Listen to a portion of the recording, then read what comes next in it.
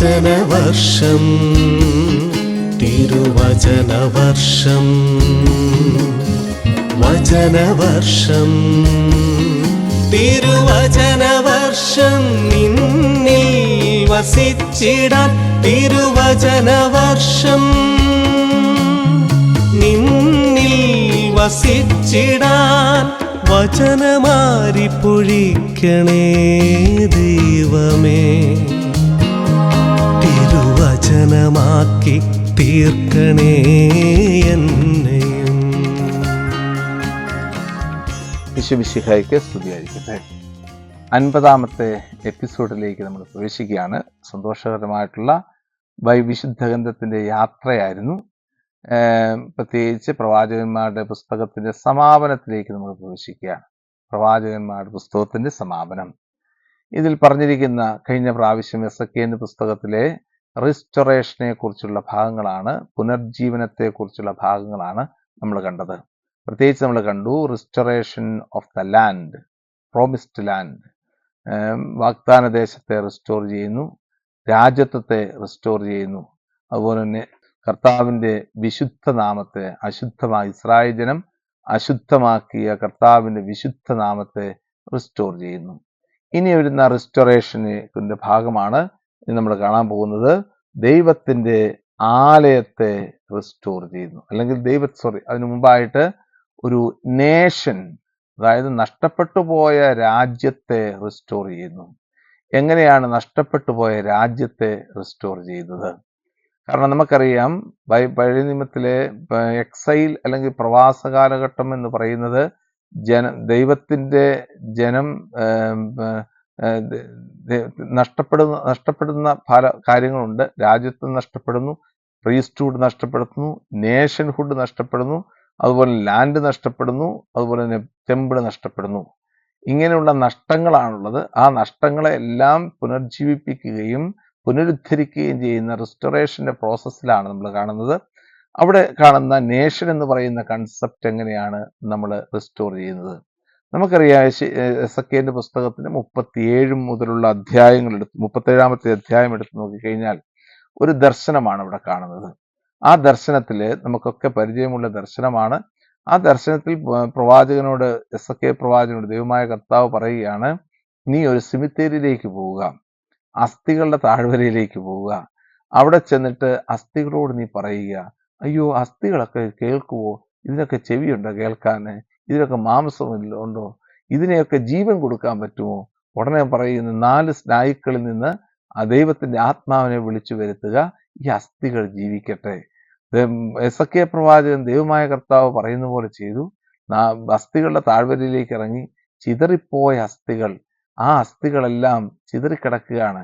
ഒന്നും തലയുള്ളിടത്ത് വാലില്ല, വാലുള്ളിടത്ത് തലയില്ല എന്ന് പറയുന്നത് പോലെ ചിതറിക്കിടക്കുന്ന അസ്ഥികളുടെ നേരെ ഈ പ്രവാചകൻ വന്നിട്ട് ദൈവത്തിൻ്റെ ആത്മാവിനെ വിളിച്ചു. ആ ആത്മാവ് വന്നു. ഇപ്പോൾ കിരികിരാ ശബ്ദം കേട്ടു. അസ്ഥിയോടും മാംസത്തിനോടും ചേർന്നു. അവരെല്ലാം ഒരേ മനസ്സോടുകൂടി എഴുന്നേറ്റ് നിൽക്കുന്നു. ജെറുസലേമിലേക്ക് പോകാൻ വേണ്ടി ഒരുങ്ങിക്കൊണ്ട് എഴുന്നേറ്റ് നിൽക്കുന്ന രംഗം. ആരാണ് ചിതറിപ്പോയ അസ്ഥികൾ എന്ന് പറയുന്നത്? ബാബിലോൺ പ്രവാസത്തിൽ പോയ ഈ ഇസ്രായേൽ ജനമാണ് ചിതറിപ്പോയ അസ്ഥികളായിട്ട് നിൽക്കുന്നത്. ഇസ്രായേൽ ജനത്തിൻ്റെ ചിതറിപ്പോയ അസ്ഥികളെ യോജിപ്പിക്കുന്നത് ആരാണ്? ദൈവത്തിൻ്റെ ആത്മാവാണ്. ഒരു പുതിയ ക്രിയേഷൻ അവിടെ കൊടുക്കുകയാണ്. പഴയ നിയമത്തിൽ നമ്മൾ കണ്ട, അല്ലെങ്കിൽ ഉൽപ്പത്തി പുസ്തകത്തിൽ നമ്മൾ കണ്ട അതേ അനുഭവം, ക്രിയേഷന്റെ ആദ്യത്തെ അനുഭവം, land has become formless and void and the darkness covered the face of the deep എന്ന് പറഞ്ഞ ദൈവത്തിന്റെ ചൈതന്യം അതിനുമേൽ വ്യാപരിച്ചിരുന്നു. അങ്ങനെയുള്ള ഒരു സാഹചര്യത്തെ വീണ്ടും ഇവിടെ റീക്രിയേറ്റ് ചെയ്യുകയാണ് ചെയ്യുന്നത് 37-ാമത്തെ അധ്യായത്തിൽ. ക്രിയേഷൻ, അൺക്രിയേഷൻ, റീക്രിയേഷൻ എന്നുള്ള ഒരു കൺസെപ്റ്റ് ഇവിടെ അവതരിപ്പിക്കപ്പെടുകയാണ്. ദൈവം രൂപീകരിച്ചു, ദൈവം സൃഷ്ടിച്ചു. ആ സൃഷ്ടിയെ ദൈവമായ കർത്താവ് ജനത്തിന്റെ പാപം മൂലം ആ സൃഷ്ടിയെ കർത്താവ് നശിപ്പിച്ചു. അതാണ് ചിതറിക്കപ്പെട്ടു പോയ അസ്ഥികൾ. അതാണ് ഇസ്രായേൽ ജനത്തിന്റെ അവസ്ഥ. എന്നാൽ ദൈവമായ കർത്താവ്, ദൈവത്തിന്റെ ആത്മാവാകുന്ന പരിശുദ്ധാത്മാവിലൂടെ ഈ റീക്രിയേഷൻ വീണ്ടും പുനരുദ്ധരിക്കുകയാണ് ചെയ്യുന്നത്. അതാണ് നമ്മളിവിടെ കാണുന്ന ഈ ദൈവത്തിന്റെ ആത്മാവ് ഈ അസ്ഥികളിലേക്ക് കടന്നു വന്ന് അസ്ഥികളെ വിശുദ്ധീകരിക്കുന്ന രംഗം. ഇവർ എഴുന്നേറ്റ് നിൽക്കുന്നു. എഴുന്നേറ്റ് നിൽക്കുന്ന എങ്ങോട്ടേക്ക് പോകാൻ വേണ്ടിയിട്ടാണ്? വാഗ്ദാന ദേശത്തേക്ക് പോകാൻ വേണ്ടിയിട്ട്. അതുപോലെ തന്നെ 37-ാമത്തെ അധ്യായത്തിന്റെ തുടർന്ന് വരുന്ന പ്രത്യേകിച്ച് 15 മുതലുള്ള വാക്യങ്ങളിൽ അടുത്ത ഒരു സിംബോളിക് ആക്ട് കാണുന്നുണ്ട്. എന്താ? 2 വടികളെ കുറിച്ചുള്ള സിംബോളിക് ആക്ടുകൾ. ഒരു വടിയിൽ എഴുതിയിരിക്കുന്ന പേര് ജോസഫ് എന്നാണ്. മറ്റുള്ള വടിയിൽ എഴുതിയിരിക്കുന്ന ജൂദ എന്നാണ്. ജോസഫും ജൂദായും 2 വടികളായിട്ട് നിൽക്കുന്നു. പ്രവാചകനോട് പറയുകയാണ്, ഈ 2 വടികളും ചേർത്ത് വെക്കുക. ജോസഫും ജൂദായും ചേർന്ന് നിൽക്കുന്ന ഒരു സാഹചര്യം. എന്തുകൊണ്ടാണ് ജോസഫ് എന്ന് എഴുതിയിരിക്കുന്നത്? പെട്ടെന്ന് നമുക്ക് ചിന്തിക്കാൻ പറ്റും ജോസഫ് എന്ന്. കാരണം ജോസഫിന്റെ മക്കളുടെ ഗോത്രമായിരുന്നു പിന്നെ മനാസയും അതുപോലെ തന്നെ അറിയുമല്ലോ മനാസെ, അതുപോലെ തന്നെ മനാസയുടെ അർത്ഥഗോത്രവും എഫ്രായിമും, ഈ 2 ഗോത്രങ്ങൾ. എഫ്രായിം ആയിരുന്നല്ലോ ഇസ്രായേൽ ജനത്തിന്റെ ക്യാപിറ്റൽ സിറ്റി ഉണ്ടായിരുന്ന ഷെക്കേം എന്ന് പറയുന്ന സ്ഥലത്തുണ്ടായിരുന്ന ഗോത്രം. ഇങ്ങനെ ഈ 2 ഗോത്രങ്ങൾ ഒന്നിച്ചു ചേർക്കുന്ന ഒരു സാഹചര്യം, ഇസ്രായേലും ജൂദായും തമ്മിൽ ഒന്നിച്ചു ചേർക്കുന്ന സാഹചര്യം. ഈ റിസ്റ്റോറേഷൻ എന്ന് പറയുമ്പോൾ അത് ജൂദായ്ക്ക് മാത്രമല്ല, ജൂദായിലൂടെ മറ്റ് ജനങ്ങളെല്ലാം, ചിതറിപ്പോയ എല്ലാ ഇസ്രായേൽക്കാരും കടന്നു വരണം എന്നുള്ള ഒരു വിശ്വാസവും പ്രത്യാശയുമാണ് പ്രധാനമായിട്ടും ഈ റിസ്റ്റോറേഷൻ പ്രോസസ്സിലൂടെ നടക്കുക. അതുകൊണ്ടാണ് ഈ റിസ്റ്റോറേഷനെ നമ്മൾ ഇപ്രകാരം മനസ്സിലാക്കുക. ഇതിന്റെ സമാപനത്തിലേക്ക് വരുമ്പോഴാണ് റിസ്റ്റോറേഷൻ ഓഫ് ദ ടെമ്പിളിനെ കുറിച്ച് പറയുന്നത്. 40 മുതൽ 48 വരെയുള്ള അധ്യായങ്ങളിൽ ടെമ്പിളുമായിട്ട് ബന്ധപ്പെട്ട ഒരു വിഷനാണ് കാണുന്നത്.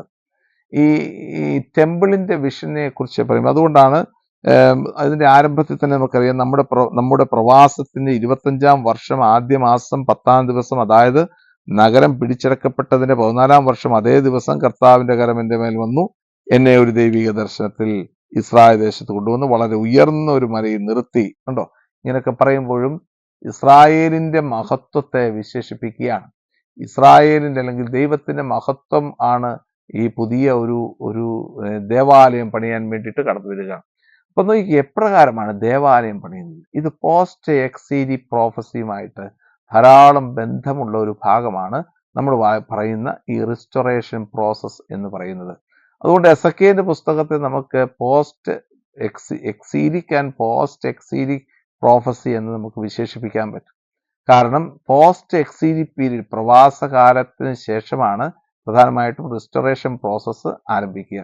ഇവിടെ കാണുന്ന ഒരു ഭാഗം 40 മുതലുള്ള അധ്യായങ്ങളിൽ ഒരു ദേവാലയത്തെ പുനരുദ്ധരിക്കുക ചെയ്തത്. ദേവാലയത്തിന്റെ പുനരുദ്ധാരണത്തെക്കുറിച്ച് പറയുന്നു. ഏത് ദേവാലയമാണ്? നഷ്ടപ്പെട്ടു പോയ ദേവാലയം. ബാബിലോൺകാരൻ കൊണ്ടുവന്ന് തീയിട്ട് നശിപ്പിച്ച ദേവാലയത്തെ പുനരുദ്ധരിക്കുക ചെയ്യുന്നത്. 40-ാമത്തെ അധ്യായത്തിൽ കൊടുത്തിരിക്കുന്ന ദേവാലയത്തിന്റെ പുനരുദ്ധാരണ പ്രവർത്തനങ്ങളില് ഓരോന്നിനും എങ്ങനെയുണ്ടായിരിക്കണം, ഓരോ ഭാഗങ്ങളും, അങ്കണം എങ്ങനെയായിരിക്കണം, അതുപോലെ ബലിപീഠം എങ്ങനെയാണ് സെറ്റ് ചെയ്യേണ്ടത്, അവിടെ ഉണ്ടായിരിക്കുന്ന പാത്രങ്ങൾ എങ്ങനെയായിരിക്കണം, ഓരോന്നിനും നിശ്ചിത അളവും അതിന്റെ വലുപ്പവും എല്ലാം കൃത്യമായിട്ട് ക്രമീകരിക്കുന്നതിലൂടെ പുറപ്പാടിന്റെ പുസ്തകത്തിന്റെ 25-ാമത്തെ അധ്യായം മുതലുള്ള ഭാഗങ്ങളിൽ രേഖപ്പെടുത്തിയിരിക്കുന്ന ദേവാലയത്തിന്റെ രൂപീകരണത്തെക്കുറിച്ചും അതിന്റെ പ്രവർത്തനങ്ങളെക്കുറിച്ചുമുള്ളതിന്റെ സാമ്യമാണ് ഇവിടെ കാണുന്നത്. അതായത് സാക്ഷ്യപേടകവും സാക്ഷ്യകൂടാരവും ഒക്കെ ഉണ്ടാക്കുന്ന അതേ രീതിയിൽ തന്നെ ഇവിടെ പുതിയൊരു ദേവാലയം പണി കഴിപ്പിക്കാൻ പോവുകയാണ്. രാജാക്കന്മാരുടെ 1-ാം പുസ്തകത്തിന്റെ 6ഉം 7ഉം അധ്യായങ്ങളിലെ കൊടുത്തിരിക്കുന്ന ദേവാലയത്തിന്റെ, സോളമൻ രാജാവ് നിർമ്മിച്ച ദേവാലയത്തിന്റെ മാതൃകയും എല്ലാം എടുത്തു വെച്ച് നോക്കിക്കഴിയുമ്പോൾ ഇതേ അനുഭവം തന്നെയാണ് നമുക്ക് കാണാൻ സാധിക്കുന്നത്. ദൈവമായ കർത്താവ് ഇതാ പുതിയൊരു ദേവാലയം പണിയാൻ പോകുന്നു. ഇതാണ് ദേവാലയത്തിന്റെ രൂപീകരണത്തെക്കുറിച്ച് പറയുന്നത്. എന്തിനാ ഈ ദേവാലയം പണിയുന്നത്? എപ്പോഴാണ് ദേവാലയം പണിയുന്നത്? ഞാൻ നേരത്തെ സൂചിപ്പിച്ചു, ഇസ്രായേൽ ജനം തിരികെ വരാൻ പോവുകയാണ്. വാഗ്ദാന ദേശത്തേക്ക് തിരികെ 34-ാമത്തെ അധ്യായത്തിൽ അവർ മനസ്സിലാക്കുന്നത് പുതിയൊരു രാജാവിനെയാണ്. ദൈവമായ കർത്താവ്, മിശിഹ എന്ന് പറയുന്ന രാജാവ് പുതുതായിട്ട് കടന്നു വരാൻ പോകുന്നു. ദൈവമായ കർത്താവിന്റെ പ്രവേശനം, രാജകീയമായിട്ടുള്ള പ്രവേശനം നടക്കുന്നു. ഇതാ പുതിയൊരു ലാൻഡ്, പ്രോമിസ്ഡ് ലാൻഡ് ഞങ്ങൾക്ക് കിട്ടാൻ പോകുന്നു. അതുപോലെ തന്നെ പുതിയൊരു നേഷൻ, ഒരു ദൈവജനത്തെ കിട്ടാൻ പോകുന്നു. ഈ ജനം എഴുന്നേറ്റ് നടക്കാൻ പോവുകയാണ്. ഇങ്ങോട്ടേക്ക്, ജെറുസലേമിനെ ലക്ഷ്യം വെച്ചുകൊണ്ട്. യെശയ്യായുടെ പുസ്തകം 52 മുതലുള്ള അധ്യായങ്ങൾ പഠിച്ചപ്പോൾ നമ്മൾ വീണ്ടും അതിൻ്റെ അകത്ത് പഠിച്ചു, 52-ാമത്തെ അധ്യായത്തിൽ പറയുന്നു, സിയോൻ പുത്രി ആനന്ദിച്ച് ആഹ്ലാദിക്കുക, നീ വിവസ്ത്രയായിരുന്നു, ഇപ്പോൾ നിനക്ക് പുതിയ വസ്ത്രമെടുത്ത് ധരിക്കുക. എന്നിട്ട് എന്തുകൊണ്ടാണ് നീ സന്തോഷിക്കുക? കാരണം ഇതാ നീ യാത്ര ചെയ്യാൻ പോവുകയാണ്. 56-ാമത്തെ അധ്യായം മുതൽ യാത്രയ്ക്കുള്ള ലക്ഷണങ്ങളെ കുറിച്ചാണ് പറയുന്നത്. എങ്ങനെയാണ് നീ യാത്ര ചെയ്യേണ്ടത്, ആരോടൊപ്പമാണ് യാത്ര ചെയ്യേണ്ടത്, യാത്രയിൽ ചെയ്യേണ്ട മാനദണ്ഡങ്ങൾ എന്തൊക്കെയാണ് എന്നതിനെ കുറിച്ചുള്ള സൂചനകളാണ് 56-ാമത്തെ അധ്യായത്തിൽ വരുന്നത്. 60-ാമത്തെ അധ്യായത്തിൽ നമ്മൾ കണ്ടു, യാത്ര ചെയ്ത് ജെറുസലേം ദേവാലയത്തിന്റെ കവാടത്തിലേക്ക് എത്തിയപ്പോഴേക്കും അവർ പറയുന്നു, കൂമി ഊറി കിബാവ് റേഹ, rise and shine for your light has come, കവോദ് അദോനായി അലേഹ, ദൈവത്തിന്റെ മഹത്വം നിന്റെ മേൽ ആവരണം ചെയ്തിരിക്കുന്നു എന്നൊക്കെ പറയുന്നതിലൂടെ ഒരു യാത്രയെക്കുറിച്ചുള്ള വിവരണമാണ് യെശയ്യായുടെ പുസ്തകത്തിൽ നമ്മൾ കണ്ടതെങ്കിൽ, അതേ യാത്രയുടെ സമാപനത്തിൽ ഇസ്രായേൽ ജനം വാഗ്ദാന ദേശത്തേക്ക് വരുമ്പോൾ അവർക്ക് നഷ്ടപ്പെട്ട ദൈവത്തിന്റെ മഹത്വത്തിന്റെ സ്ഥലമായ ദേവാലയം ഉണ്ടായിരിക്കണം.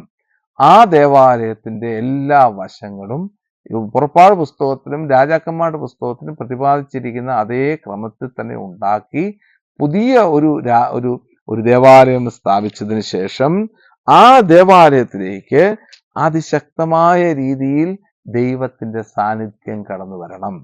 അങ്ങനെ മാത്രമേ ആ ദേവാലയം പൂർണ്ണത പ്രാപിക്കുന്ന ദേവാലയമാവുകയുള്ളൂ. ഇതാണ് പോസ്റ്റ് എക്സീലി കൺസെപ്റ്റ് എന്ന് പറയുന്നത്. ഹഗ്ഗായി, സക്കറിയ, മലാക്കി എന്നീ പ്രവാചകന്മാരുടെ പുസ്തകങ്ങളിൽ, പ്രത്യേകിച്ച് ഹഗ്ഗായുടെ പുസ്തകത്തിന്റെ 1, 2, 3 അധ്യായങ്ങൾ എടുത്ത് നോക്കിക്കഴിഞ്ഞാൽ അതിൻ്റെ അകത്തെ പ്രധാനപ്പെട്ട പ്രതിപാദ്യ വിഷയം എന്ന് പറയുന്നത് ദൈവത്തിനു വേണ്ടി ഒരാലയം പണിയുക. ഹഗ്ഗായുടെ പുസ്തകത്തിന്റെ 1-ാം അധ്യായം 2-ാമത്തെ വാക്യത്തിൽ പറയുന്ന ഇപ്രകാരമല്ലേ, നിങ്ങൾ ഇവിടെ മച്ചിട്ട ഭവനങ്ങളിൽ താമസിക്കുന്നെങ്കിൽ ദൈവത്തിന്റെ ആലയം ഇതാ വേസ്റ്റ് ലാൻഡിൽ കിടക്കുകയാണ്, ഇറ്റ് ഇൻ റസ്റ്റ്, തുരുമ്പടിച്ച് കിടക്കുകയാണ്. എന്തിനാ നിങ്ങൾ? എന്നിട്ട് പറയുന്നു, നിങ്ങൾ ധാരാളം വിതയ്ക്കും എന്നാൽ ഒട്ടും തന്നെ കൊയ്യുകയില്ല, ധാരാളം നിങ്ങൾ വെള്ളം കുടിക്കും പക്ഷെ നിങ്ങളുടെ ദാഹം ശമിക്കുകയില്ല, ധാരാളം ഭക്ഷിക്കും എന്നാൽ നിങ്ങൾക്ക് തൃപ്തി വരികയില്ല, നിങ്ങൾ ധാരാളം വസ്ത്രമെടുക്കും എന്നാൽ നിങ്ങളുടെ വസ്ത്രം നിങ്ങൾക്ക് കുളിര് ശമിപ്പിക്കുകയില്ല. ഇതൊക്കെ അതിനാൽ നിങ്ങൾ പോയി മലമുകളിൽ പോയി ദേവാലയത്തിന് വേണ്ടി തടി വെട്ടി താഴെ കൊണ്ടുവന്ന് ദേവാലയം നിർമ്മിക്കുക. എന്നിട്ട് പറയുക, 1-ാമത്തെ അധ്യായത്തിന്റെ അവസാന ഭാഗം ഹഗ്ഗായുടെ പുസ്തകത്തിൽ പറയുന്നു, നിങ്ങൾ എന്ത് ചെയ്യണം? സെറുബാബേലിനെയും അതുപോലെ തന്നെ ജോഷുവായുടെയും അതുപോലെ തന്നെ അവശിഷ്ട ഭാഗമായിട്ട് തിരികെ വന്ന ജനത്തിന്റെയും ആത്മാവിനെ നിങ്ങൾ പ്രചോദിപ്പിക്കണം. എന്തിനു വേണ്ടിയിട്ടാ? പുതിയ ഒരു ദേവാലയം പണിയാൻ വേണ്ടി. 2-ാമത്തെ അധ്യായത്തിൽ എനിക്ക് വരുമ്പോൾ ഹഗ്ഗായി ചോദിക്കുക, ആരെങ്കിലും ഈ പുതിയ ദേവാലയം കണ്ടതായിട്ട് നിങ്ങളുടെ ഇടയിലുണ്ടോ? പഴയ ദേവാലയം കണ്ടതായിട്ട് നിങ്ങളുടെ ഇടയിലുണ്ടോ? അവർ നിന്ന് കരയുകയാണ്. എന്നിട്ട് പറയുക, പുതിയ ദേവാലയം എന്ന് പറയുന്നത് ഹൃദയത്തിലാണ് പണിയേണ്ടത്, ജീവിതത്തിന്റെ ഭാഗമായിട്ട് മാറ്റണം. ഇങ്ങനെ പറഞ്ഞുകൊണ്ട് ഹഗ്ഗായിയുടെ എന്ന പ്രവാചകൻ ഈ പുതിയ സംസ്കാരത്തെ, ദേവാലയത്തിന്റെ നിർമ്മാണത്തിന്റെ സംസ്കാരത്തെ ഉയർത്തിയെടുക്കുന്ന രംഗമാണ് നമ്മളിവിടെ കാണുന്നതെങ്കിൽ, സക്കറിയായുടെ പുസ്തകത്തിന്റെ ആരംഭം കഴിഞ്ഞാൽ സക്കറിയായുടെ പുസ്തകം നമ്മളെ ഓർമ്മിപ്പിക്കുന്നത് ദൈവത്തിങ്കിലേക്ക് തിരികെ വരിക, ഞാൻ നിങ്ങളിലേക്ക് വരാം. ഷൂവു അലൈവ ഷൂ അലേഹം എന്ന ഹെബ്രായ വാക്കിലൂടെയാണ് ആരംഭിക്കുക. ദൈവത്തിങ്കിലേക്ക് തിരിച്ചു വരിക, ഞാൻ നിങ്ങളുടെ ഇടയിലേക്ക് തിരിച്ചു വരാം. ഇങ്ങനെ പറയുന്നതിലൂടെ ദൈവമായ കർത്താവ് ഒരു പുതിയ സൃഷ്ടിയെ രൂപപ്പെടുത്തിയെടുക്കുകയാണ്. പല ദർശനങ്ങളിലൂടെ, പല പ്രൊഫറ്റിക് ആക്റ്റിലൂടെ അവതരിപ്പിക്കപ്പെടുക. 9-ാമത്തെ അധ്യായം മുതൽ നമുക്ക് കാണാൻ സാധിക്കും, എല്ലാ ശത്രുക്കളെയും നശിപ്പിച്ച്, ഫിലിസ്തീർക്കെതിരെ കടന്നു വരുന്ന ശത്രുക്കളെ, ഫിലിസ്തീൻ ശത്രുക്കളെയൊക്കെ നശിപ്പിച്ച് ദൈവമായ കർത്താവ് ഇതാ രാജാവായിട്ട് വാഴുന്നു. 9-ാമത്തെ അധ്യായം 9 മുതലുള്ള വാക്യങ്ങൾ നമുക്കറിയാം.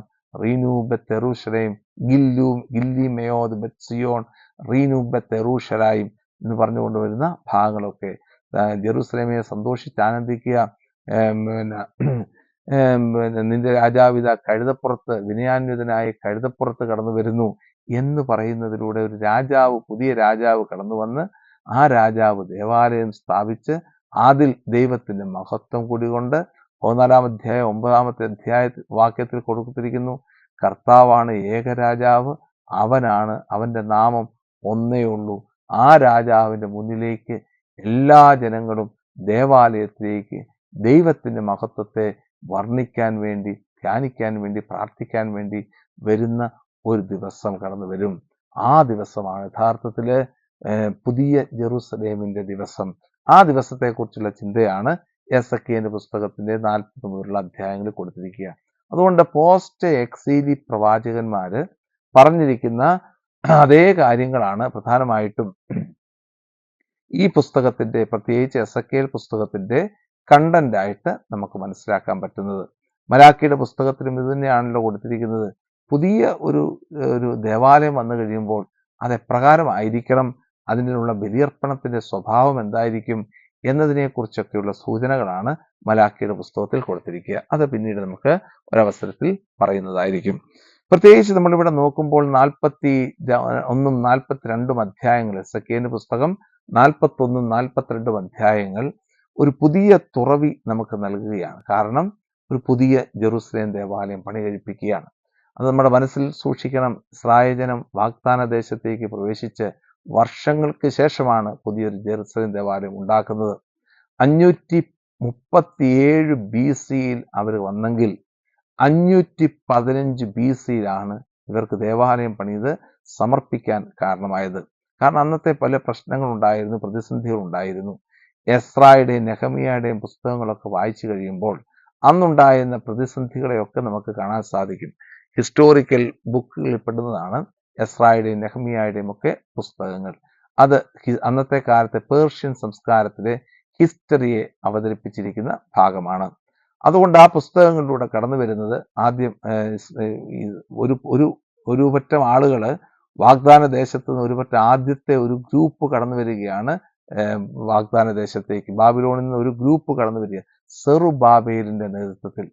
ആരംഭകാലത്ത് സെറുബാബേലിനെയൊക്കെ അദ്ദേഹം വിശേഷിപ്പിച്ചിരുന്നത് ഒരു മിശിഹ എന്നാണ്. കാരണം യെഹോയാക്കിൻ രാജാവിനെ കുറിച്ച് നമുക്കറിയാം. ഈ പ്രിസണർ ഓഫ് വാറായി നബൂഖദ്നേസർ രാജാവ് 597 BC ആക്രമണത്തില് ബാബിലോണിലേക്ക് കൊണ്ടുപോയാണ്. അവിൽ മർദൂക്ക് എന്ന് പറയുന്ന ബാബിലോൺ രാജാവ് അദ്ദേഹത്തെ 567 BC വിമോചിപ്പിക്കുകയും അതിനുശേഷം യെഹോയാക്കിൻ ബാബിലോണിൽ തുടരുകയും ചെയ്തു. അദ്ദേഹത്തിന്റെ പുത്രനാണ് ശെലാത്തിയേൽ. ആ ശെലാത്തിയേലിന്റെ പുത്രനാണ് സെറുബാബേൽ. ആ സെറുബാബേലിനെയാണ് ഇങ്ങോട്ടേക്ക് അയച്ചേക്കുന്നത്. ആരായിട്ട്? മിശിഹായായിട്ട്. അദ്ദേഹത്തെ വിശേഷിപ്പിക്കുന്നത് സേമാഹ് എന്നാണ്. സേമാഹ് എന്ന് പറഞ്ഞാൽ ഷൂട്ട് എന്നാണ് അർത്ഥം. കാരണം അദ്ദേഹം മിശിഹ എന്നുള്ള റോള് കൊടുത്തില്ല എങ്കിൽ തന്നെയും ഗവർണറായിട്ടാണ് പേർഷ്യൻ സംസ്കാരം അദ്ദേഹത്തെ ഇങ്ങോട്ടേക്ക് പറഞ്ഞു വിടുക. അവിടെ മുതലാണ് യഥാർത്ഥത്തിൽ ഈ ഇങ്ങോട്ടേക്കുള്ള തിരിച്ചുവരവ്, ബാബിലോണിൽ നിന്ന് വിശുദ്ധ നാട്ടിലേക്കുള്ള തിരിച്ചുവരവ് ആരംഭിക്കുന്നത് സെറുബാബേലിന്റെ കാലഘട്ടം മുതലാണ്. അതിനുശേഷം എസ്രാ കടന്നു വരുന്നു. ഏകദേശം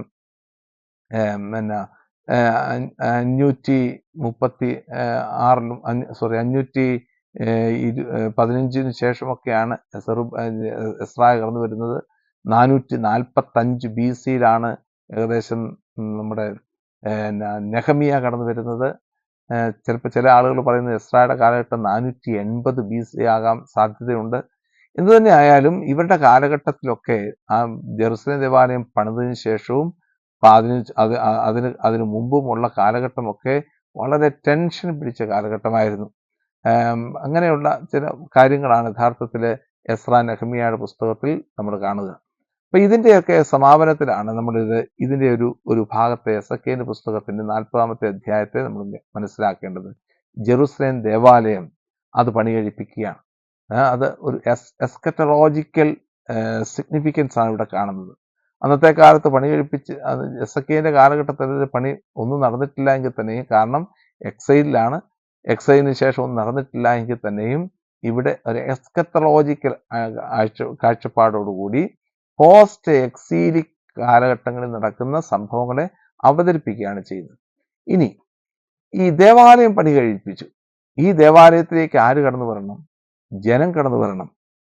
ബാബിലോൺ പ്രവാസത്ത് നിന്ന് തിരികെ വരുന്ന ജനം, ഏകരാജാവായ കർത്താവിനെ കൂട്ടിക്കൊണ്ട് തിരികെ വരുന്ന ജനം പ്രവേശിച്ച അതേ നിമിഷം തന്നെ 43-ാം അധ്യായം 3-ാം വാക്യം 4-ാം വാക്യം, കർത്താവിന്റെ മഹത്വം കിഴക്കേ പടിപ്പുരയിലൂടെ ദേവാലയത്തിൽ പ്രവേശിച്ചു. കണ്ടോ, ഒരുക്കിയ ജനം. 11 എസെക്കിയേലിന്റെ പുസ്തകം 11 അധ്യായം 23 വാക്യത്തിൽ ബാബിലോണിലേക്ക് പോകുന്ന ഇസ്രായേൽ ജനത്തിന്റെ കൂടെ പോയ ദൈവം ഇത്രയും നാളും 50 വർഷം ജനത്തെ ഒരുക്കി ആ ഒരുക്കത്തിന്റെ സമാപനത്തിൽ തിരികെ വാഗ്ദാന ദേശത്തേക്ക് അവൻ സ്ഥാപിച്ച ദേവാലയത്തിലേക്ക് കടന്നു വരുന്നു. അപ്പോൾ ആത്മാവിനെ ഉയർത്തി ഉള്ളിലെ അങ്കണത്തിലേക്ക് കൊണ്ടുവന്നു. അതാ ദൈവമഹത്വം ആലയത്തിൽ നിറഞ്ഞു നിൽക്കുന്നു. ആ മനുഷ്യൻ അപ്പോഴും എന്റെ അടുത്തുണ്ടായിരുന്നു. അപ്പോൾ ദേവാലയത്തിനകത്തു നിന്ന് ആരോ എന്നോട് സംസാരിക്കുന്നത് ഞാൻ കേട്ടു. ഇത് ഇപ്രകാരമായിരുന്നു: മനുഷ്യപുത്ര, എന്റെ സിംഹാസനവും പാദപീഠവും ഇസ്രായേൽ മക്കളുടെ ഇടയിൽ ഞാൻ നിത്യമായി വസിക്കുന്ന ഇടവും ഇതാണ്. ഇസ്രായേൽ. കണ്ടോ, ദൈവത്തിന്റെ മഹത്വം വാഗ്ദാന ദേശത്തേക്ക് തിരികെ വരുന്ന ഒരനുഭവം. അതിനുശേഷം വീണ്ടും ബലിപീഠത്തെക്കുറിച്ചുമൊക്കെയുള്ള ചിന്തകളാണ് 43 അധ്യായത്തിൽ കൊടുത്തിരിക്കുന്നത്. പിന്നെ കൊടുത്തിരിക്കുന്ന ഭാഗമാണ് 44 അധ്യായത്തിൽ ദൈവത്തിന്റെ മഹത്വം ദേവാലയത്തിനുള്ളിൽ പ്രവേശിച്ചു, ബലിപീഠത്തെ വിശുദ്ധമാക്കുന്നതിനെ കുറിച്ചുള്ള കാര്യങ്ങൾ പറഞ്ഞു. അതിനുശേഷം പൗരോഹിത്യത്തെ പുനഃസ്ഥാപിക്കുന്ന രംഗമാണ് 44 അധ്യായത്തിൽ കൊടുത്തിരിക്കുന്നത്. പൗരോഹിത്യത്തിന്റെ പുനഃസ്ഥാപനം. നമുക്കറിയാം, നഷ്ടപ്പെട്ടു പോയ രാജ്യത്വം, അതുപോലെ നേഷൻഹുഡ്, ലാൻഡ്, ദേവാലയം, പൗരോഹിത്യം, ഇതെല്ലാം പുനഃസ്ഥാപിക്കുന്നതിലൂടെയാണ് യഥാർത്ഥത്തിൽ ഒരു വാഗ്ദാനം, ഒരു പ്രോമിസ്ഡ് ലാൻഡ് വീണ്ടും നമുക്ക് കിട്ടുന്നത്. അതാണ് ഉൽപ്പത്തി പുസ്തകത്തിൽ നമ്മൾ കണ്ട 2 അധ്യായത്തിൽ കണ്ട ആ ഏദൻ തോട്ടം നമുക്ക് വീണ്ടും നമ്മുടെ അടുത്തേക്ക് കടന്നു വരുന്നത് ഈ ഒരു അനുഭവത്തിലൂടെയാണ്. എന്നിട്ട് 44 അധ്യായത്തിൽ പറയുന്നത് ഒരു പുതിയ ഒരു പൗരോഹിത്യത്തെ സ്ഥാപിച്ചെടുക്കുകയാണ്. പൗരോഹിത്യം പുതുതായിട്ട് സ്ഥാപിച്ചെടുക്കപ്പെടുകയാണ്. എങ്ങനെയാണ് പൗരോഹിത്യത്തെ സ്ഥാപിക്കുന്നത്? സാദോക്ക് വംശത്തിന്റെ പൗരോഹിത്യത്തെ പുനഃസ്ഥാപിച്ചെടുക്കുന്നു. 44 അധ്യായത്തില് കൊടുത്തിരിക്കുന്ന ഭാഗമാണ് കൊടുത്തിരിക്കുന്നത്. സാദോക്ക് എന്ന് പറയുന്ന ഒരു പുതിയ വംശത്തെ സ്ഥാപിച്ചെടുക്കുകയാണ്. നമുക്കറിയാം, സോളമൻ രാജാവിന്റെ കാലഘട്ടത്തിൽ അദ്ദേഹം അബിയാത്ര എന്ന് പറയുന്ന ഏലിയുടെ പുരോഹിതന്മാരുടെ ഗണത്തെ മാറ്റി നിർത്തിയിട്ട് സാദോക്ക് എന്ന് പറയുന്ന പൗരോഹിത്യത്തെ സ്ഥാപിച്ചെടുക്കുന്ന രംഗം നമുക്കറിയാം. അതിന്റെ ഒരു എസ്കത്തോളജിക്കൽ വിഷനാണ് നമ്മളിവിടെ കാണുന്നത്, 44 അധ്യായത്തിൽ കാണുന്നത്. എന്നിട്ട് പറയുന്നത്, ഈ പൗരോഹിതന്റെ വസ്ത്രങ്ങൾ ധരിപ്പിക്കുന്നു. പൗരോഹിത്യം നഷ്ടപ്പെട്ടു പോയതായിരുന്നു. പൗരോഹിത്യന്റെ വസ്ത്രങ്ങൾ ധരിപ്പിച്ച് ആ പൗരോഹിത്യത്തിന്റെ ശ്രേഷ്ഠതയെ ദേവാലയവുമായിട്ട് ബന്ധിപ്പിക്കുകയാണ് 44 43 അധ്യായങ്ങൾ കൊടുത്തിരിക്കുന്നത്.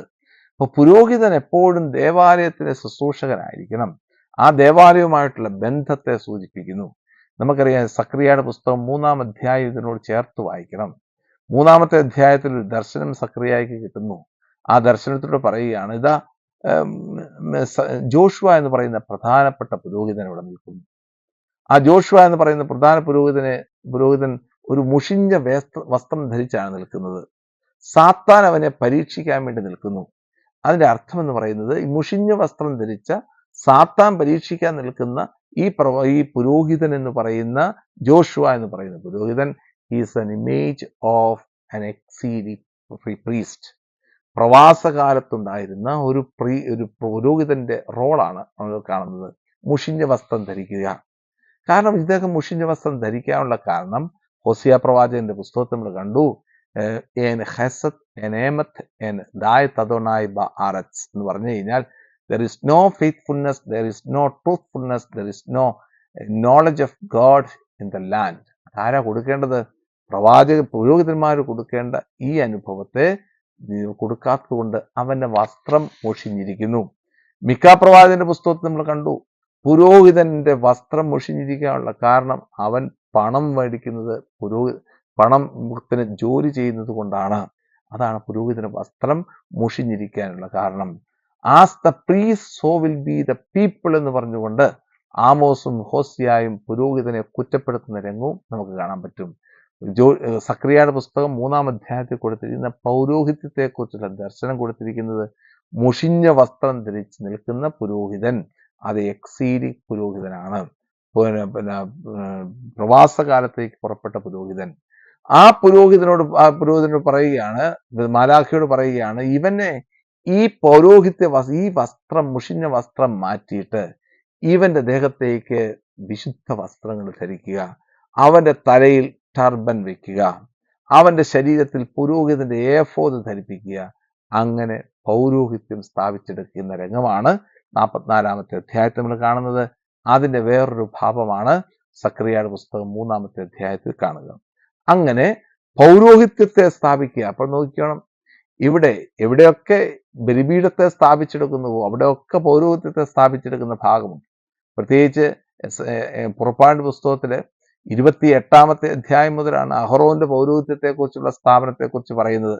അതിന് തൊട്ടു മുമ്പുള്ള ഭാഗങ്ങൾ 26-ഉം 27-ഉം അധ്യായങ്ങൾ എങ്ങനെയൊക്കെയാണ് ബലിപീഠം പണിയേണ്ടതെന്നും എങ്ങനെയൊക്കെയാണ് വാഗ്ദാന പേടകം പണിയേണ്ടതെന്നും ഒക്കെ സൂചിപ്പിച്ചിരിക്കുകയാണ്. അതിന്റെ സമാപനത്തിലാണ്. അതിനോട് ചേർത്താണ് അഹ്റോന്റെ പൗരോഹിത്യത്തെയും ഒക്കെ സൂചിപ്പിക്കുക.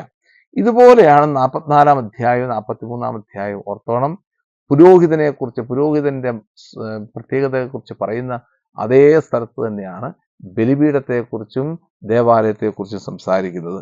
ഇതിനുശേഷം അവിടെ പുരോഹിതൻ അർപ്പിക്കേണ്ട ചില ബലികളെ കുറിച്ച് പറയുകയാണ്. 25-ാമത്തെ വാക്യത്തിൽ 29-ാമത്തെ വാക്യത്തില് 44-ന്റെ 29-ാമത്തെ വാക്യത്തിൽ ധാന്യബലി, പാപപരിഹാര ബലി, പ്രായശ്ചിത്ത ബലി, ഇതൊക്കെ പുരോഹിതൻ അർപ്പിക്കണം. ഈ പുരോഹിതന്റെ വിശുദ്ധീകരണമാണ് പ്രധാനപ്പെട്ടത്. മൃതശരീരത്തിൽ തുടരുത്. ഈ പുരോഹിത വസ്ത്രം ഇട്ടുകൊണ്ട് ജനങ്ങളുടെ ഇടയിലേക്ക് പ്രവേശിക്കരുത്. കാരണം ഇതെല്ലാം പുരോഹിതന്റെ വിശുദ്ധീകരണത്തെ സൂചിപ്പിക്കുക. ഈ വിശുദ്ധിയുള്ള പുരോഹിതർ മാത്രമേ യഥാർത്ഥത്തില് ഇങ്ങനെയുള്ള ബലികൾ അർപ്പിക്കാൻ പറ്റുകയുള്ളൂ. ആ ബലിയർപ്പണത്തിന്റെ ശ്രേഷ്ഠതയെക്കുറിച്ചാണ് 44-ാം അധ്യായത്തില് 29 മുതലുള്ള വാക്യങ്ങളിൽ പ്രതിപാദിച്ചിരിക്കുന്നത്. ഇതിനോട് ചേർത്താണ് മലാക്കിയുടെ പുസ്തകം നമ്മൾ നോക്കേണ്ടത്. മലാക്കിയുടെ പുസ്തകത്തിൽ 1-ാമത്തെ അധ്യായത്തിൽ എപ്രകാരമാണ് പുരോഹിതൻ ബലിയർപ്പിക്കേണ്ടത്, എപ്രകാരമുള്ള കാഴ്ചകളാണ് കൊടുക്കേണ്ടത് എന്നതിനെക്കുറിച്ചൊക്കെയുള്ള സൂചനകൾ നമുക്ക് നൽകുന്നുണ്ട്. മുടന്തുള്ളതിനെയൊക്കെ കർത്താവിന് മുമ്പിൽ എന്തിനാണ് കാഴ്ചവെക്കുന്നത്, പുരോഹിതന്റെ പ്രത്യേകതകൾ എന്തൊക്കെയാണ്, ആ പൗരോഹിത്യത്തെക്കുറിച്ചുള്ള സൂചനകളാണ്. ഇതെല്ലാം കണക്ട് ചെയ്യപ്പെട്ടിരിക്കുന്ന സംഗതികളാണ്. അതുകൊണ്ട് ദേവാലയം പണി കഴിപ്പിച്ചു, ദേവാലയത്തിൽ ദൈവസാന്നിധ്യം വന്നു, ബലിപീഠം പണിതു, ആ ബലിപീഠത്തോട് ചേർത്ത് പുരോഹിതനെ വെക്കുന്നു. ആ പുരോഹിതൻ വിശുദ്ധീകൃതനാകണം. ആ പുരോഹിതൻ നടത്തേണ്ട കാഴ്ചകളെക്കുറിച്ചും ബലികളെക്കുറിച്ചുമുള്ള സൂചനകളാണ് പ്രധാനമായിട്ടും നമ്മളിവിടെ കാണുന്നത്. തുടർന്ന് വരുന്ന ഭാഗത്ത് നമ്മൾ കാണുന്നത് ഓരോ അവകാശങ്ങളെക്കുറിച്ചാണ്. പുരോഹിതന്റെ അവകാശങ്ങളെക്കുറിച്ചും തിരുനാളുകളെക്കുറിച്ചുമുള്ള സൂചനകൾ. ഏതൊക്കെ തിരുനാളുകൾ നടത്തണം? നിയമാവർത്തന പുസ്തകം 16-ാം അധ്യായം 1 മുതലുള്ള വാക്യങ്ങളിൽ 3 പ്രധാനപ്പെട്ട തിരുനാളുകളെക്കുറിച്ച് പറയുന്നുണ്ട്. ഹഗ് ഹ ഷവോത്ത്, അതല്ലെങ്കിൽ വിളവെടുപ്പിന്റെ തിരുനാൾ, ഹഗ് ഹ സുക്കോത്ത് കൂടാര തിരുനാൾ, ഹഗ് ഹ പെസഹ തിരുനാൾ. ഈ 3 തിരുനാളുകളിലും ഓരോ യഹൂദനും ചെയ്യേണ്ട ജോലികളെ കുറിച്ചൊക്കെയുള്ള കൃത്യമായിട്ടുള്ള സൂചനകളാണ് നിയമാവർത്തന പുസ്തകം 16-ാം അധ്യായത്തിൽ കൊടുത്തിരിക്കുന്നത്. അതേ സൂചനകൾ തന്നെയാണ് എസെക്കിയേലിന്റെ പുസ്തകം 45-ാമത്തെ അധ്യായത്തിലും 46-ാമത്തെ അധ്യായത്തിലും ഒക്കെ കൊടുത്തിരിക്കുന്നത്. നിശ്ചിത തിരുനാളുകളിൽ ദേശത്തെ ജനം കർത്താവിന്റെ സന്നിധിയിൽ ആരാധനയ്ക്കായി വരുമ്പോൾ വടക്കേ പടിപ്പുരയിലൂടെ പ്രവേശിക്കുന്നവൻ തെക്കേ പടിപ്പുരയിലൂടെയും തെക്കേതിലൂടെ പ്രവേശിക്കുന്നവൻ വടക്കേതിലൂടെയും തിരികെ പോകണം, പുറത്തു പോകണം. അങ്ങനെ കൃത്യമായി തിരുനാളുകളുടെ നടത്തിപ്പ് എങ്ങനെയായിരിക്കണം എന്നതിനെക്കുറിച്ചുള്ള കൃത്യമായ സൂചനകൾ നൽകുന്ന ഭാഗമാണ് എസെക്കിയേലിന്റെ പുസ്തകത്തിന്റെ 45-46 അധ്യായങ്ങൾ സൂചിപ്പിക്കുക. അതിനുശേഷമാണ് 47-ാമത്തെ അധ്യായത്തിലേക്ക് നമ്മൾ വരുമ്പോൾ ഇതാ ബലിപീഠത്തിൽ നിന്ന് കടന്നു പോകുന്ന നീർച്ചാലിനെ കുറിച്ച് പറയുന്നു. കാരണം ഇപ്പോൾ നമ്മൾ ആയിരിക്കുന്ന സ്ഥലം എന്ന് പറയുന്നത് ദൈവത്തിന്റെ സാന്നിധ്യത്തിൽ ദൈവത്തിന്റെ ജനം കടന്നു വന്ന് വിശുദ്ധീകൃതരായി നഷ്ടപ്പെട്ടു പോയ രാജ്യത്വവും പൗരോഹിത്യവും ലാൻഡും ഒക്കെ പൂർത്തീകരിച്ചതിന് ശേഷം ബലിയർപ്പണത്തിന്റെ ഭാവത്തിലേക്ക് വന്നതിന് ശേഷം ദൈവത്തിന്റെ ജനത്തിന്റെ നിന്ന് അനുഗ്രഹങ്ങൾ പുറപ്പെടുകയാണ്. ആ അനുഗ്രഹങ്ങൾ പുറപ്പെട്ട് ഇതാ ആ അനുഗ്രഹങ്ങൾ, അതാണ് പല കൈവഴികളിലായിട്ട് ഏദൻ തോട്ടത്തിൽ നിന്ന് ജലം പുറപ്പെട്ടതുപോലെ ഏദൻ തോട്ടത്തിന്റെ സെൻട്രൽ നിന്ന് അതായത് നാട്ടപ്പെട്ട ജീവന്റെ വൃക്ഷത്തിൽ നിന്ന് അടിയിൽ നിന്ന് വെള്ളം പുറപ്പെടുകയാണ്. 4 കൈവഴികളിലായിട്ട് പുറപ്പെടുന്നു. 4 കൈവഴികളിലൂടെ പുറപ്പെടുന്നത് എല്ലാറ്റിനെയും സമൃദ്ധമാക്കാൻ വേണ്ടി. ഇസ്രായേലിന്റെ ജനത്തിന്റെ പ്രത്യേകത എല്ലാവരെയും ഉൾക്കൊള്ളുന്ന ജനമായിരിക്കണം ഇസ്രായേൽ എന്ന് പറയുന്ന ജനം. ആരെയും മാറ്റി നിർത്തുന്ന ജനമായിരിക്കരുത് ഇസ്രായേൽ എന്ന് പറയുന്ന ജനം. എല്ലാറ്റിനെയും ഉൾക്കൊള്ളുന്ന, എല്ലാറ്റിനെയും വിശുദ്ധീകരിക്കുന്ന ഒരു ജനം.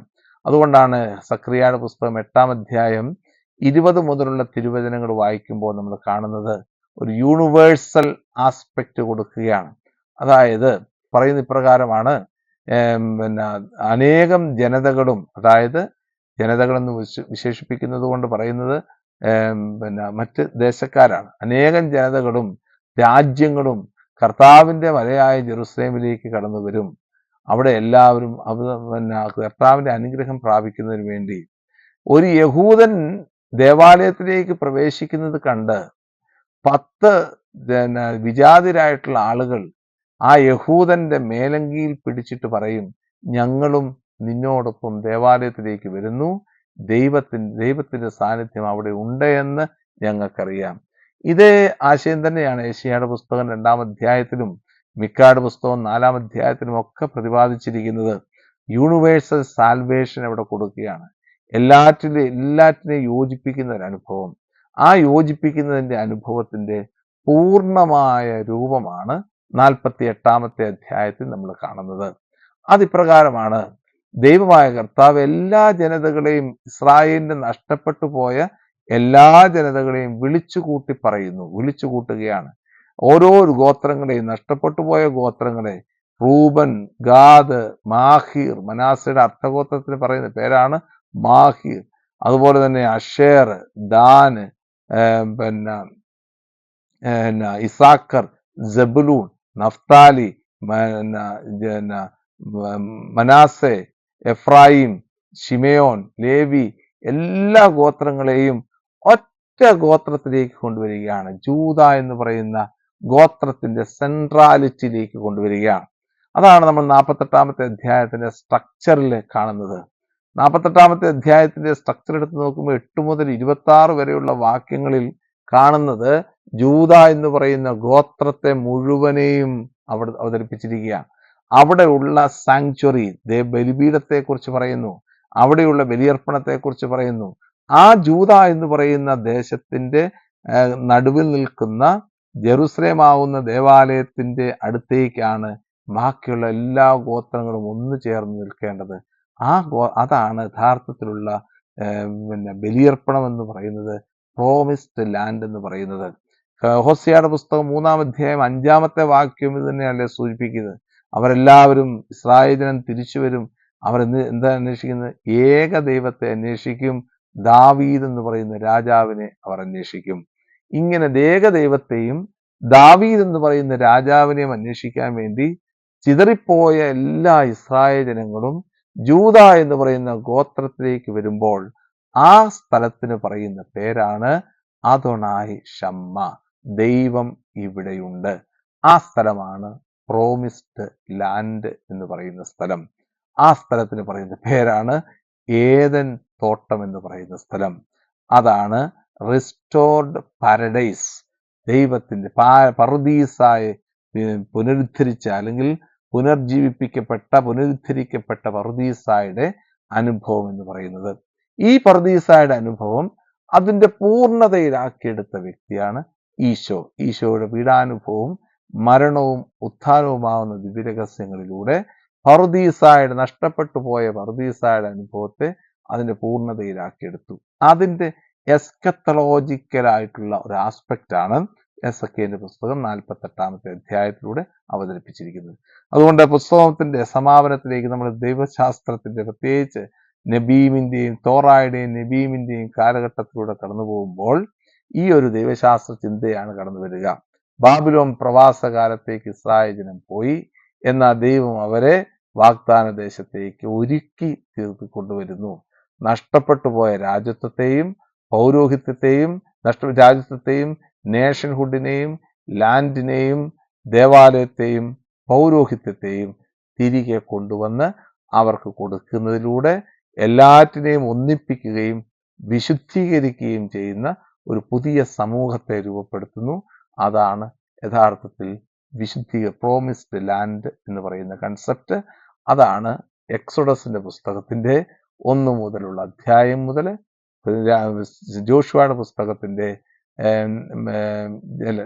ന്യായാധിപന്മാരുടെ പുസ്തകത്തിന്റെ 2-ാം അധ്യായം വരെ നമ്മൾ കാണുന്ന ഒരു ഭാഗം.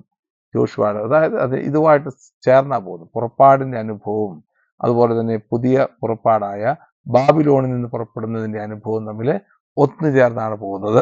അങ്ങനെയാണ് വിശുദ്ധ ഗ്രന്ഥത്തിന്റെ ഈ 2 ഭാഗങ്ങളും ഒരേ ആശയമാണ് നമുക്ക് നൽകുന്നത്. ആ ആശയം നമുക്ക് ഹൃദയത്തിൽ സ്വീകരിക്കാം. ദൈവം നമ്മളെ സമൃദ്ധമായിട്ട് അനുഗ്രഹിക്കട്ടെ. എല്ലാറ്റിനെയും ഒന്നിപ്പിച്ച് ജെറുസലേമാവുന്ന ദേവാലയത്തിലൂടെ ഒന്ന് ചേർത്ത് നിർത്തി കർത്താവിൻ്റെ എല്ലാ ദേശങ്ങളും ഈ ജൂദായെ നോക്കി സന്തോഷത്തോടുകൂടി ദൈവത്തെങ്കിലേക്ക് അടുക്കുന്നത് പോലെ എല്ലാ ദേശങ്ങളും എല്ലാ ജനതകളും നമ്മിലൂടെ ദൈവത്തിൻ്റെ മഹത്വം കാണാനുള്ള ദൈവകൃപയ്ക്ക് വേണ്ടി ഈ വചന പഠന പരമ്പരയിലൂടെ സാധിക്കട്ടെ എന്ന് ആശംസിക്കുന്നു, പ്രാർത്ഥിക്കുന്നു. എന്നെ കേട്ട ഈ 50 എപ്പിസോഡുകളിലൂടെ എന്നെ കേട്ട എല്ലാവർക്കും നന്ദി പറയുന്നു. ദൈവം നമ്മളെ അനുഗ്രഹിക്കട്ടെ. ആമേൻ.